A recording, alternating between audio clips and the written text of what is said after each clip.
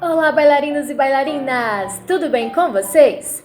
Hoje nós vamos fazer a correção da última aula e nós teremos mais uma parte de aula teórica. Vamos lá?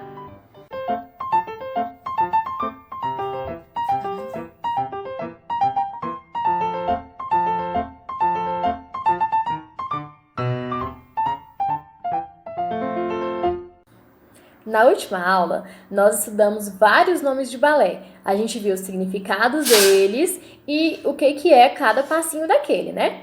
E aí a tia pediu para que vocês pesquisassem o que é o fondue e também o pas de chat. O fondue significa derretido. A palavra fondue é derretido. Quando a gente pensa no fondue no balé, não é o fondue de comer. É um movimento onde a gente dobra e estica as duas pernas ao mesmo tempo, tá bom? Segue o vídeo aqui agora para vocês de uma bailarina fazendo um fondue.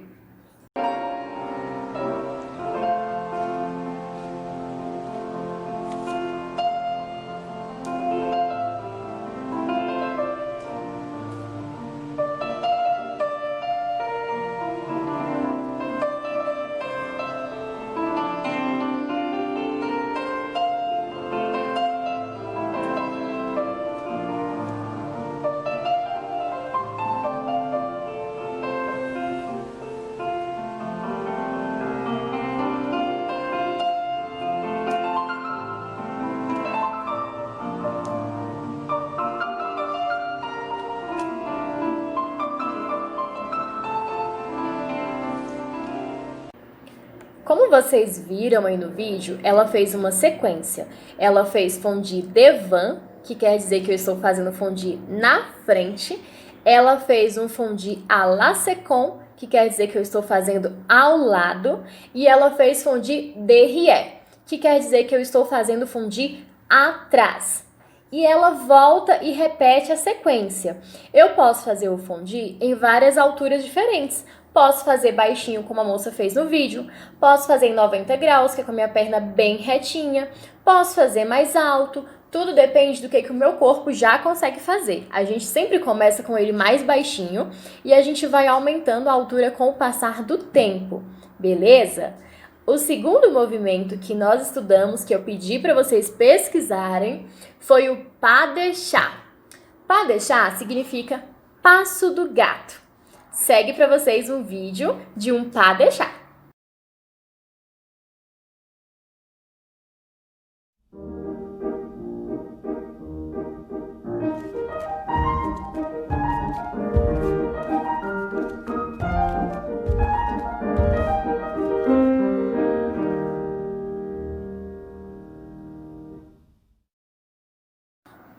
Eu nunca vi um gato pulando desse jeito, mas quem criou o passo colocou o nome de pas de chat, que significa sim, passo do gato. A bailarina fez o salto com vários movimentos diferentes de braços. É porque assim, o pas de chat, ele é o salto que vocês viram com movimentos de pernas, onde eu faço um passé-passé. Lembra que eu já passei isso para vocês em aula? Também passei em uma videoaula, então volta nas aulas anteriores se você não lembra, que você vai encontrar o pas de chat lá para você treinar. Quando eu coloco outros movimentos de braços, é só porque eu preciso daquele salto para representar alguma coisa. Então eu posso usar o bracinho aqui em terceira, posso usar o bracinho em quarta, posso usar o bracinho em quinta. Então depende muito do que eu quero coreograficamente. Mas a gente sempre vai focar nas perninhas para que a gente possa identificar esse salto. E nunca esquecer de esticar as pontinhas dos dois pés quando saltar. E lembrar que todo salto no balé começa e termina com um plié. Então, antes de saltar, eu faço plié. Quando eu vou aterrissar no chão, eu faço plié de novo. Não necessariamente de primeira posição. O pas de chat eu posso sair de primeira posição, posso sair de terceira posição, posso sair de quinta posição, eu posso sair até de quarta posição. Então, o que importa mesmo é o movimento que eu faço no ar, tá bom? Pas de chat, passo do gato. Aproveitando que nós acabamos de falar dos bracinhos lá no salto do pas de chat, a gente vai pensar agora nas nossas posições de braços que a gente usa nas nossas aulas de balé. Essa aqui é a primeira posição. Na primeira posição, as minhas mãos ficam na altura do meu umbigo. Os meus cotovelos sempre vão pensar em ficar para cima em todas as posições, menos na quinta, porque eu vou pensar em levar para trás, tá bom? Mas sem levantar os ombros. Então, pensa em cotovelo para cima, mãozinhas na altura do umbigo. Essa é a primeira posição. Os braços ficam com formato arredondado e as mãozinhas, elas sempre vão dar uma continuidade de linha de braços. Se eu fizesse assim, ó, eu não posso quebrar a minha mão assim, tá bom? A minha mão, ela tem que dar uma continuidade de linha do meu braço, como se fosse um só. Essa daqui, ó, é a segunda posição. A segunda posição, ela meio que lembra uma cruz, mas eu não posso passar o alinhamento dos meus braços para trás do meu corpo. Eu não posso deixar completamente reta, como se fosse realmente uma cruz, e não posso passar o alinhamento para trás do meu corpo, tá bom? Na verdade, em nenhum momento a gente vai passar os bracinhos para trás do corpo. Então, eu sempre vou pensar em uma leve curvinha aí no meu cotovelo.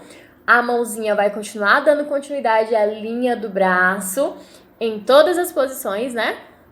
E aí, eu vou sempre pensar em crescer o meu corpo em todas elas também. Essa aqui, ó, é a terceira posição. A terceira posição, ela tem uma mistura, não tem? Ela mistura a primeira e a segunda. Vocês perceberam que eu tenho um braço como se fosse o bracinho da segunda e eu tenho um bracinho como se fosse o da primeira? É por isso que quando a tia começa a ensinar os braços do balé para vocês em aula, eu começo ensinando só a primeira, a segunda e a quinta. Porque todas as outras, elas vão misturar as posições. Então, se vocês aprenderem primeiro o alinhamento da primeira, da segunda e da quinta, as outras é bem mais fácil para a gente encaixar. Então, terceira posição, o braço que fica na frente, eu coloco a minha mãozinha na altura do umbigo, da mesma forma da primeira posição. E o bracinho que fica ao lado fica igualzinho o bracinho da segunda posição.